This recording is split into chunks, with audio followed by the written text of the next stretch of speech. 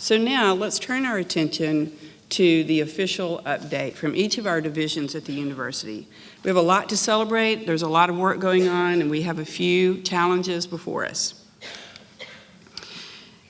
In academic affairs, we are certainly making progress in academic program review. I want to thank the faculty and staff who are working on this, because I know it's hard work, but we are moving along in our maturity on this topic and in this work, and I think you are doing better and better at this. We have 3 accreditation visits this spring. We are not without people trying to tell us how to do our jobs. And so nursing, physical therapy, and pharmacy are the lucky ones this spring. And then, of course, we're preparing campus-wide for the Higher Learning Commission visit in the fall of 17. We, as I mentioned, the Core Plus implementation is moving along on time, and we plan for that to work and work well. Again, maybe not perfectly in its first run, but we will keep at it. Learning Spaces initiative is going forward very well, and we will fold that initiative in. There was a lot of work on that. There's a lot of work still in that initiative. We're going to fold all of that knowledge and research into the master plan work. So stay tuned for that. I'm excited about bringing those 2 things together. And we did hear you that when we work on the master plan, you want representation there, and we will make sure that happens.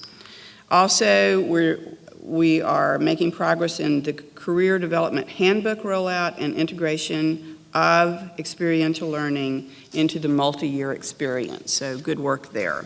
In athletics, I'm happy to report that of media mentions in local media, the University of Findlay received 78% of those mentions among the group of regional D2 schools. So good work, University of Findlay, in drawing attention to our university and to our fine athletes. You may not be able to read all of the fine print there, but Findlay received 78% or 32 mentions within a limited time frame. Ashland Eagles 2, Tiffin Dragons 0, Ohio Dominican Panthers 4, Lake Erie Storm 3. And I would say I don't see a problem with that. So, all right, here we go. And I have a lot of friends at those schools, but I'm still good with this. All right. Also, to the left here, these are social media interactions. Instagram, 2,000 followers, 102 new followers in December. Twitter, almost 5,000 followers, 72 in December. Facebook, 2,700 followers, 30 new followers in December. Then, to the right, I'm particularly impressed with this chart. 688 student athletes, 352 male, 336 female, and look at the grade point average. I would say good job, student athletes, coaches, and staff.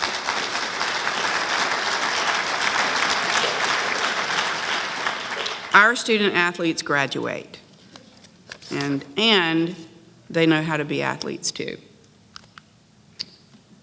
In business affairs, we're in good shape for balancing our budget this year, thanks to the good work of everybody in business affairs, and thanks to all of you. Our tuition, you can see the yellow or green arrows and the ways they're pointing, but none of this causes us much concern. This is year-to-date information, and we believe we'll end the year with a balanced budget, and maybe even a higher surplus than we project. Can't promise that, but I believe we're well on track to end with a balanced budget and a surplus as planned. You can see in the total revenue line, there's a difference of about $500,000. But we make up that by our prudent spending on the next page. And we believe that this spring financial resources will be strong, even stronger than budgeted. So we believe for those reasons, we will have a balanced budget this year.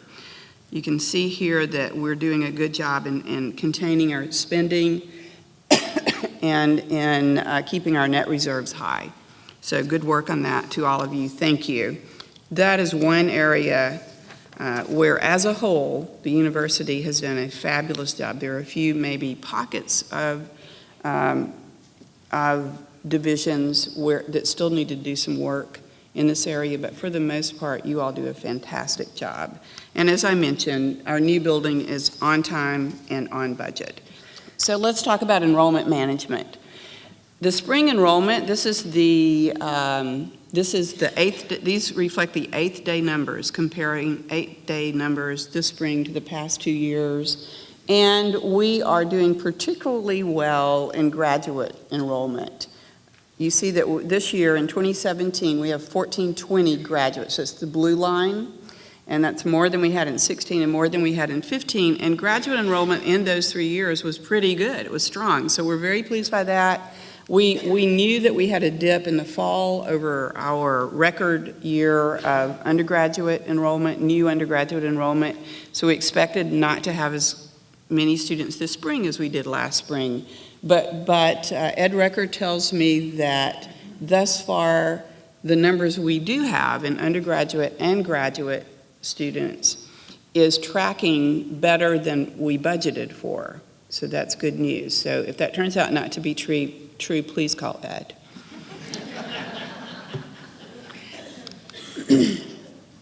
And here you just see in a different format the actual graduate students' registered credit hours, because for graduate students we get paid by the credit hour, not by the person. And we're doing very well there. So thank you for your good work in building this graduate program.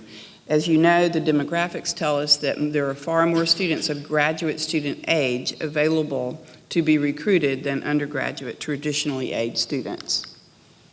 And then I'm particularly pleased with this chart.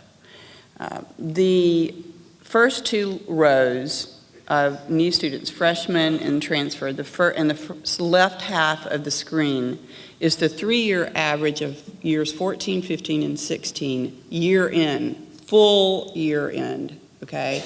Compared to, on the right side, freshmen and transfer, fall 2017. That's just year to date for next fall. Year to date for next fall. So we're only half of the year through, and we're tracking ahead, well ahead in the first 2 rows of applications and students that we have accepted and made offers to, and we're waiting to hear from them. In those 2 rows, we are already ahead of the 3-year average year end over here under applications and accepted. So that is good news. We don't expect to have a new student class, a first-year new student class in the fall that breaks the record that we had last year, but we expect it to be a strong class, and I'm willing to bet the net tuition we are able to receive from those students will be higher than the record class.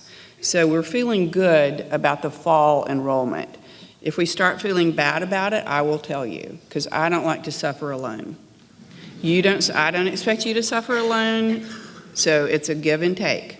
If I'm worried, you're going to be worried. If you're worried, I'm going to be worried. So that's how it works. But good work, admissions, good work, everybody, because all of you make contact with students, prospective and current students, to keep this enrollment strong. So thank you for that good work, and we'll keep you posted. And then enrollment management here.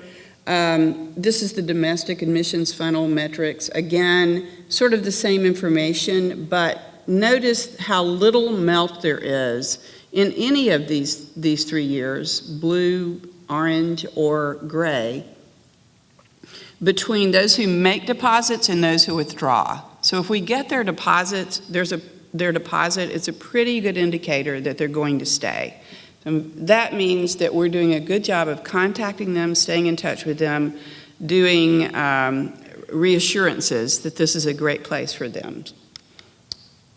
Enrollment management from marketing and communication metrics. You can see that Twitter followers, Instagram followers, Facebook followers are growing. We have zeros in those first 2 because we've never tracked those yet. I think we did have Twitter. I mean, Marcia Latta alone posted enough tweets last year to equal more than 0, I can tell you, probably 1,000 at least. So there could be an intervention needed. I don't know. So we've had 19,000 followers thus far on Facebook. Website traffic is good, it's strong. I'm particularly interested in the bottom one, emails sent to inquiries and those students whom we've offered acceptances to, 293,000 compared to 90,000. And I think that's important because that is direct, proactive communication, and it's going to be more effective than just waiting for them to come to our website. So stay tuned, we'll see how we do. Human resources, I thought you might be interested in how many employees we have and what categories they fall into, and you can see here how we are divided and what makes up our full family of employees. Adjunct, full-time equivalent 50, non-exempt 219, faculty 233, exempt 162. And over the years, we have grown in our number of employees from 546 in 2012 to 628 in 2016. And this is how the staff are divided. You can see that business affairs and academic affairs have the largest number of staff. Next would probably be enrollment management and student affairs. And then after that, athletics, and then information technology advancement, and human resources, the smallest portion of that pie. And those are staff members, and faculty members by college are divided in this way. And for some reason, the College of Sciences number got deleted, but College of Sciences is still with us. And we have, and they're not going anywhere, and there are 62 faculty members there, making up the full 233 faculty. This is an interesting bit of information, I think. The ideal ratio of human resources employees to total employees is 1 per 100.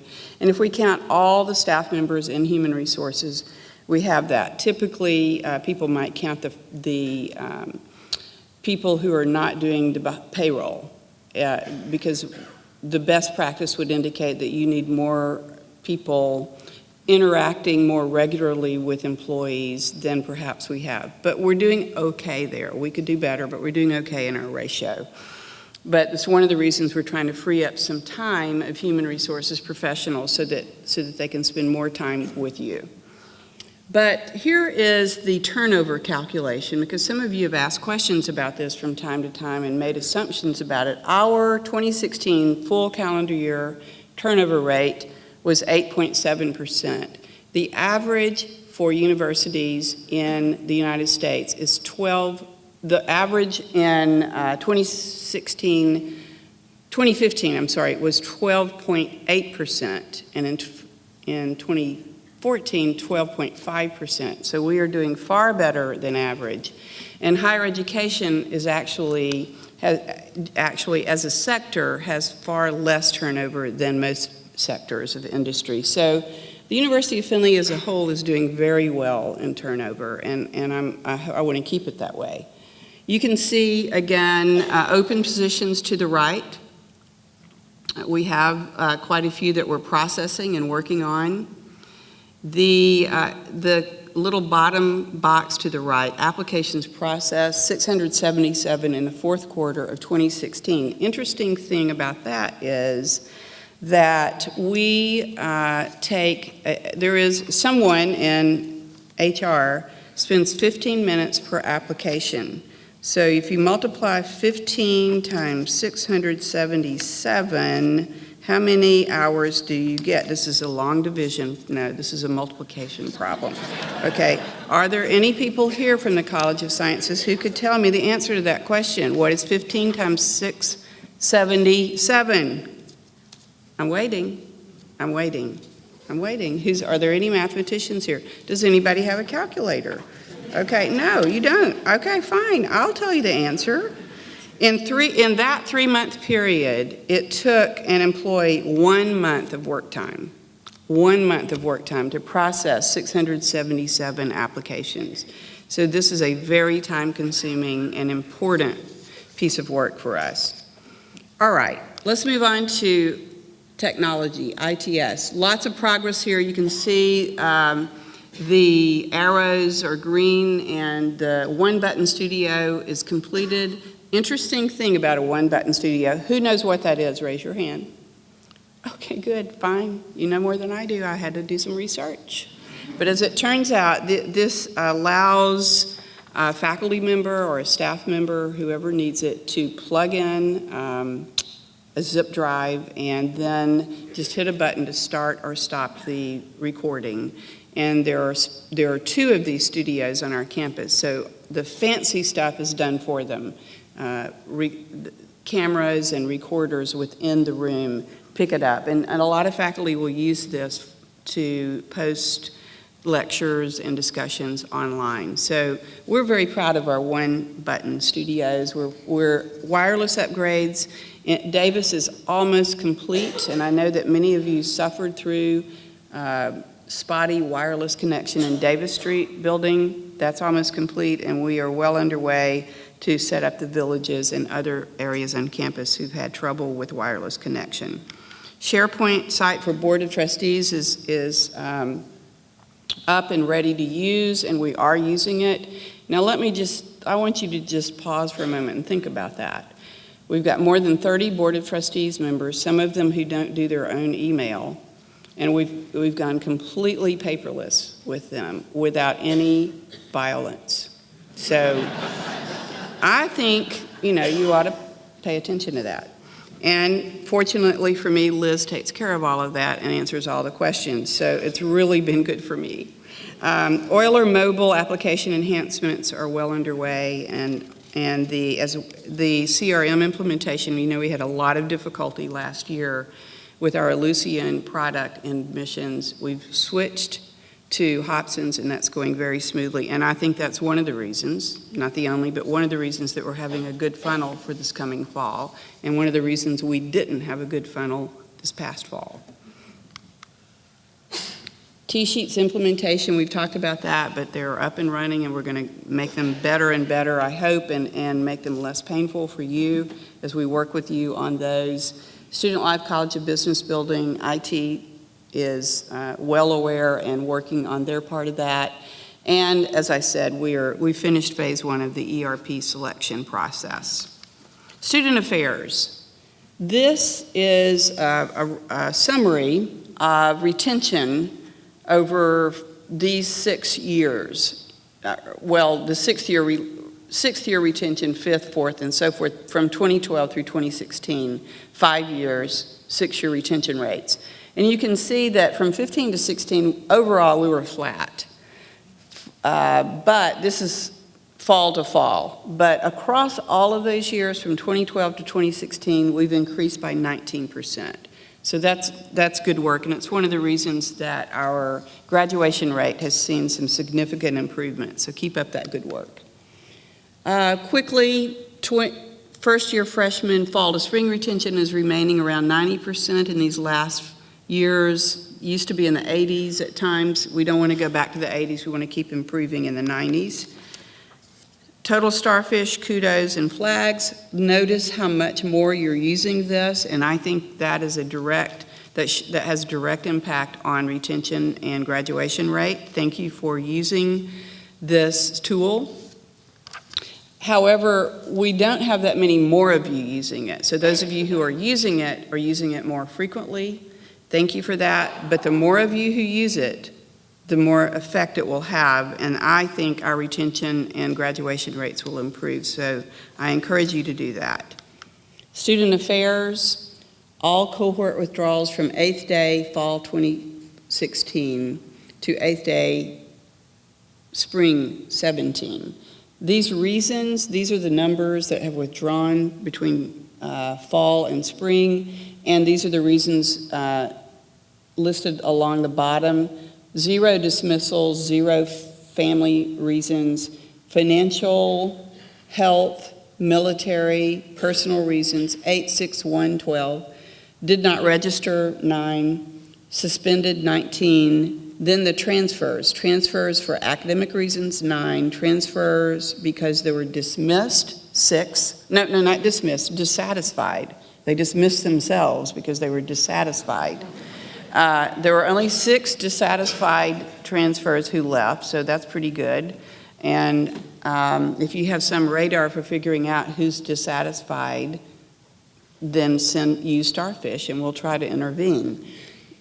Transfer for financial reasons, 16. Transfer for personal reasons, 27. And I think we're seeing a lot of personal reasons for dissatisfaction. And then unknown reasons, 0. We had 6 leave for that, and those are not transfer students. Those are just regular students who left, and we don't know why. They just disappeared. And then transfer students, we don't have any who left without giving us a reason. This is interesting, I think. 7 of the students who transferred from us to another school, 7 went to a private school, another private school, 37 to a public, 12 to a community college. So most of our people are leaving, and when they go to another college, they go to a public institution. Historical housing information. There was a year, remember, when we moved away from requiring juniors to live on campus, and we saw a reduction that year, but now we've seen some steady numbers, and I suspect we will sustain those steady numbers for quite some time. On-campus residential meals, they like the food. I like the food. So that's very good. Housing requests for each fall semester in the 600s. Again, current students for next fall semester, 725, 2016. So that's good. And now to advancement. We're having a great year in fundraising. For gifts and pledges, 33 million, almost 3.8 million. In 16, 3.5 million. Already in 17, 4.2 million, so we expect to end this year really well. Alumni participation, last year we made it to 6% by this date, not at the end of the date. We're 5.8, pretty close by date this year, but we we'd like to make it to 9 or 10% again this year. And then in advancement, our advancement office received an award from Case 5 for the outstanding program for student philanthropy. And in fact, our students last year raised far more than their goal for their class gift. So I think they're going to be some of our best philanthropists as they move into the work world. But the award that our office received from the Council of Advancement and Support of Education, Case District 5, was the Gold Award for Best Student Alumni Programming. So good work for putting us on the map. And lots of other institutions have called our advancement office to find out how we did it and how the program works. So we're very proud of that. And we're very proud of the donations that have come to us from our friends, our alumni, and from you. So thank you for your generosity and for your support of your university. Now, I would say that that's the end of our formal update, but I want to make a few comments, and I want you to watch the photos, because these are photos of faculty, staff, and students, alumni, and friends at the University of Findlay. And you and these colleagues of yours, friends of yours, are the people who help keep our reports strong. So the strength our university enjoys today, demonstrated by awards such as the Alumni Philanthropy Cord, sustained enrollment, a growing culture of philanthropy, close relationships with decision makers throughout the region and nation, and thriving students and alumni would not be possible without your dedication to mission. The relationships you build with our students sets us apart. Higher education faces many challenges, certainly.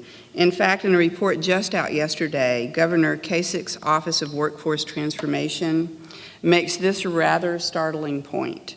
65% of secondary students are predicted to work in jobs that do not yet exist.